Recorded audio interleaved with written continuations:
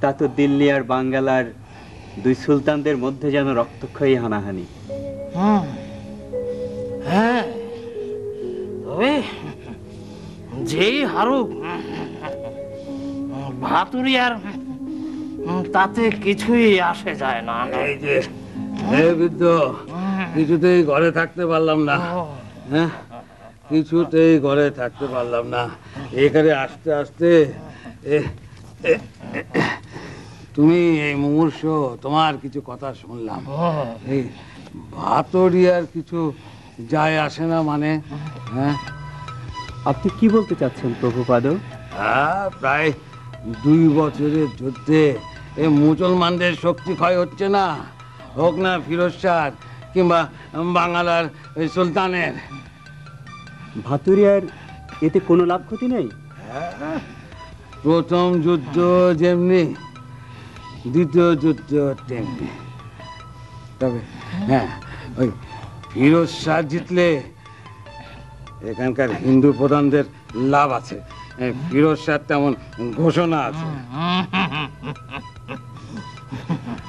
সে গুঁড়ে বালি প্রভুপাদ, সে গুঁড়ে এক রাস বালি।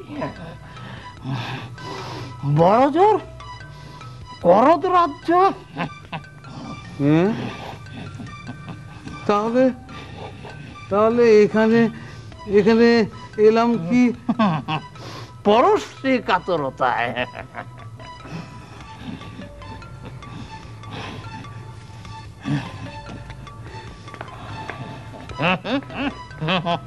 আর সুলতান সিকান্দার জিতলে?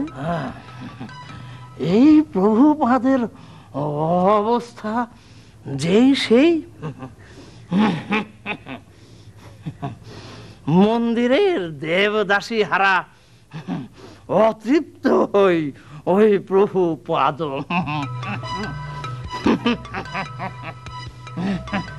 আমি বাবু শুয়ে পড়ি।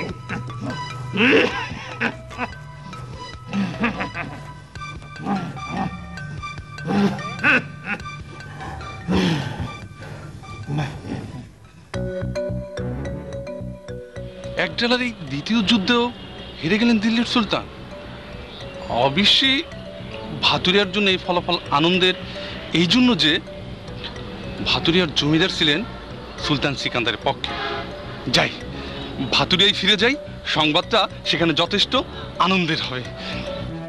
দেহলিতেই ফিরে চলো মালিক ইউসুফ, বরাবরের জন্য। আমার মনে হয় বাংলার স্বাধীনতা পতাকা থাকবে চির উড্ডীন আলা হযরত। চেষ্টা তো আর কম করিনি, কিন্তু সব চেষ্টাই নিষ্ফল। আনন্দের খবর আছে, আনন্দের খবর, আনন্দের খবর আছে। আরে আপনি তো সেই হিন্দু হয়েও গৌড়ের গুপ্তচর। ও হ্যাঁ, খবরের কথা বলছিলেন, তাও আবার সুখবর। সেটা কি? যুদ্ধে গৌড় সুলতানের বিজয়।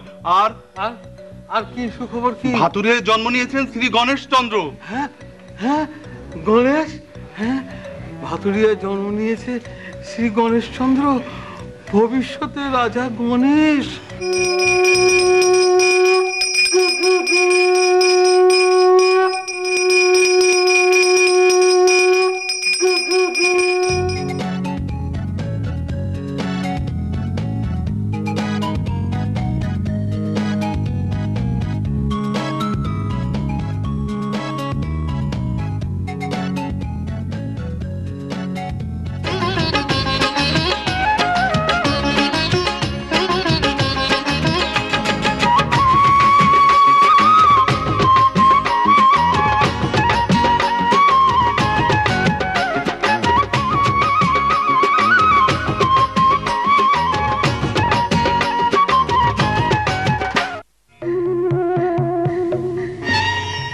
আলোকসজ্জায় ঝলমল করতে দেখি তোমাদের গৌড়ের সুলতানের রাজপ্রাসাদ।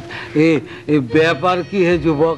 তোমাদের সুলতান কি তৃতীয় বিবাহ করলেন? না গো প্রভুপাদ, দ্বিতীয় বেগমের একমাত্র সন্তান ও হ্যাঁ হ্যাঁ হ্যাঁ হ্যাঁ, কি যেন নাম, এই গিয়াসউদ্দিন। আজম শাহ, সেই আজম শাহর জন্মদিন উপলক্ষে এই আলোকসজ্জা।